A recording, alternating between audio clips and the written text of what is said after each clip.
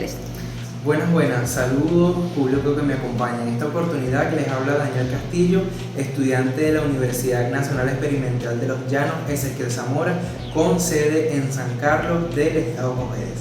Y en esta oportunidad, desde el subproyecto de Derecho, venimos a hablar de las fases del Imperio Romano. En esta primera fase, iniciando por el reinado o época, vamos a hablar de la monarquía, que fue en los años 753 a.C. y 509 a.C. El origen y la estructura primitiva de Roma fue fundada tradicionalmente en el año 753 a.C. Su estructura inicial se basa en la división de la ciudad en tres tribus: quitienses, romanenses y lúceres, de origen etrusco-latino. Estas se subdividían en 30 curias o barrios. A su vez, se organizaban en gentes, familias con antepasados comunes, las familias individuales. La familia romana era una unidad granítica bajo el poder absoluto de las paterfamilias. Dentro de esta fase vamos a destacar en organización social, que se distinguían tres clases: los patricios, descendientes de los fundadores, o patres, que monopolizaban el poder en la religión. En términos de organización política, el rey poseía el imperio, un mando civil y militar supremo, y era intermediario con los dioses mediante los auspicios. El Senado, consejo de ancianos que asesoraba al rey, compuesto por los jefes de las gentes. Los comicios curianos, asamblea de las 30 curias que investía al rey de poder y decidía sobre asuntos familiares y religiosos. Colegios sacerdotales, los pontífices custodiaban el calendario del derecho. Los augures interpretaban la voluntad divina y otros, como los flamines, lupercus y salios, mantenían los ritos estatales.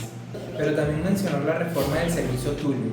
Este rey reemplazó la división por linaje por una basada en la riqueza, es decir, organizó al pueblo en clases y centurias para fines militares y electorales, asamblea centuriana. Y en esta continuidad no podemos dejar de mencionar las fuentes del derecho, que en esa época se basaban en la costumbre y en las leyes regias, que eran normas de carácter teocrático dictadas por el rey en su calidad de juez o sumo sacerdote.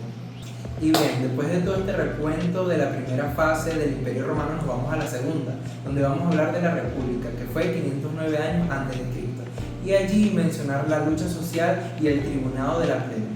Los plebeyos lucharon siglos por la igualdad. En el año 494 a.C. lograron la creación de los tribunos de la plebe, que estos básicamente eran magistrados con derecho de veto, intercesio o inviolabilidad sacrosantitas para protegerlos de los abusos patricios. No podemos dejar de hablar sobre este siglo en base a la ley de las 12 tablas, que básicamente fue entre los años 450 a.C. y 451 a.C. Aquí fue el primer código de leyes escrito y público de Roma, separando el derecho civil del divino y garantizando la seguridad jurídica a todos los ciudadanos. Y en tal sentido tenemos que hablar sobre la carrera de las magistraturas, cursus honorum. Vamos a hablar en el que los ciudadanos seguían a una carrera electiva por siglo. ¿Y esto qué quiere decir? Una serie de palabras. En primera instancia, questor, que significa finanzas; edil, que significa ciudad; pretor, que significa justicia o ejército; cónsul, que significa mando supremo; y censor, que significa censo y moral. Pasamos a la otra fase, que es sobre los tipos de magistratura. Estas eran ordinarias, anuales o extraordinarias, como el director, limitado a 6 meses. Y estas se dividían en curules, cónsules, pretores, édiles, curules, con derecho a la silla del curul; no curules, así como en mayores con imperio, que esto significa menores. Hablemos también de los comicios, que estos existían 3 asambleas: curiados, que básicamente era tradición; centuriados, ellos elegían magistrados mayores y votaban entre guerra y paz según la riqueza; y la otra parte era tributos, basados en las tribus territoriales, con más democracia o más democrático. Pero debemos mencionar el Senado, que durante la República fue el órgano rector real, es decir, que controlando las finanzas, la política exterior y el asesorado permanente a los magistrados. Y si hablamos en términos de fuentes del derecho, estos también incluyen las leyes de las asambleas de los plebiscitos, que adquirieron fuerza de la ley general; los edictus de los pretores, que renovaban el derecho anualmente; y la costumbre. Bueno, y ahora sí llegamos a la tercera fase, en este caso lo que sería el imperio. Y allí, en términos de organización política, Augusto instauró el principado, donde el príncipe acumulaba el poder tribunicio y el mando preconsular supremo, manteniendo formalmente las instituciones republicanas. Es allí donde los comicios perdieron sus funciones. El Senado se convirtió en un órgano consultivo del emperador y las magistraturas pasaron a ser cargos de la burocracia imperial. Y en términos de organización económica, bueno, esta fue basada en la agricultura de los latifundios, donde trabajados por esclavos y colonos, esto se volvió prácticamente un comercio internacional floreciente, y esto facilitaba la paz de Roma y la explotación de minas en las provincias. Allí también es donde se da el tema de la reforma de Diocleciano y Constantino. Ante la crisis de Diocleciano, prácticamente estableció la tetrarquía, que fue la división del mando entre dos Augustos y dos Césares. Allí, Constantino centralizó el poder en una monarquía absoluta de derecho divino, y básicamente fundó Constantinopla y legalizó el cristianismo. Ambos impusieron una economía planificada con el edicto de precios y la fijación de los trabajadores en sus oficios. Esto prácticamente decía que son siervos de la gleba. Esto quiere decir, en tema de fuentes del derecho, esta básicamente emanaba ahora las constituciones imperiales, edictus, rescriptus, mandatos y decretos del emperador. Y para ello la respuesta de los jurisconsultos, que bueno, estos básicamente eran expertos legales como Papiniano, Ulpiano y Paulo, cuya interpretación técnica de la ley era fuente fundamental del derecho imperial. Y bueno, aquí hablando básicamente de Justiniano y la codificación, en el siglo VI después de Cristo, el emperador Justiniano recopiló todo el saber jurídico romano en el Corpus Lauris Civili, incluyendo el código, el digesto, que bueno, estas son las instituciones y las novelas, preservando así el derecho romano para la posterioridad. Después de todo este breve resumen sobre la fase del Imperio Romano, es importante decir que la historia de Roma no es solo una sesión o sucesión de fechas y batallas, sino el relato de una transformación sin precedentes que llevó a una pequeña aldea a convertirse en el imperio que definió la cultura de Occidente.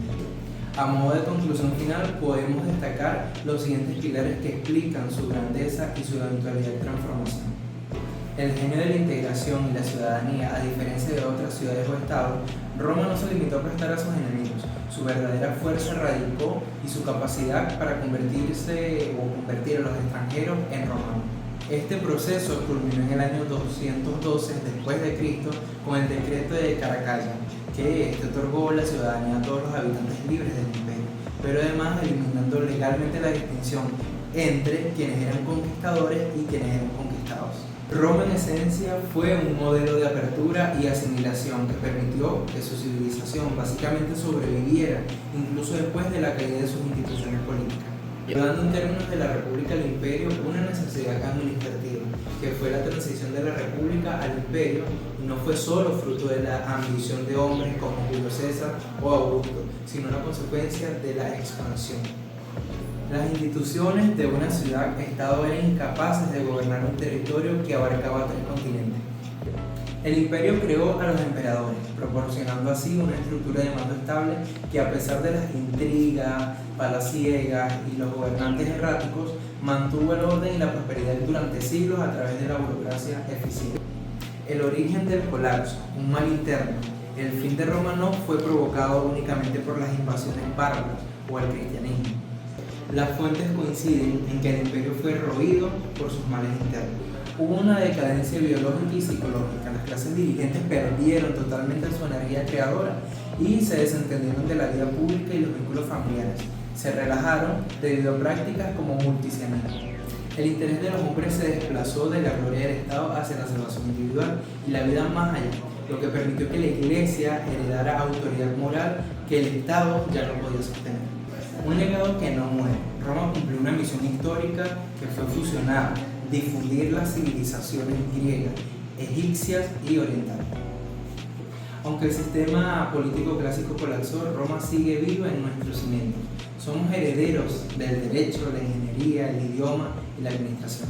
El cristianismo, para triunfar, tuvo que hacerse romano, adoptando la estructura administrativa y la lengua del imperio para conquistar el mundo.